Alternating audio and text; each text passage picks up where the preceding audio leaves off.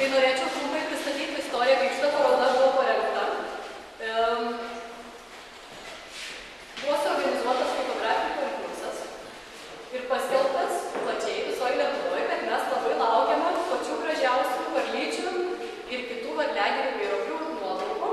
Ir įvairūs autoriai ir profesionalūs fotografai ir žmonės patys paprasčiausi ir tokia neįtin kokybiška technika nufotografuotas siuntė mums nuotraukas.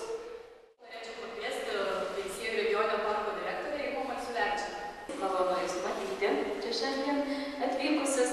Tikrai džiugu matyti šią parodą, kuri atkeliavo pati pirmoji paroda, kurios atidarymas būtent Lazdijuose, nes kaip bebūtų tas Dzūkijos kraštas yra unikalus ir nuostabus mūsų akiai, mūsų širdžiai.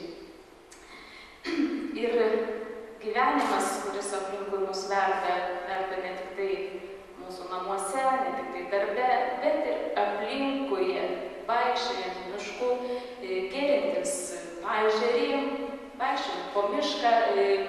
Tiesiog, ką akis mūsų pamato, ne kiekvieną kartą gali tą užfiksuoti, kad ir to fotoaparatu. Taip pat Veisiejų regioninis parkas yra išskirtinis tuo, kad jame gyvena etnologinis, tikrai unikalus gyvūnas, tai europinė medvilnė, kurios nuotraukų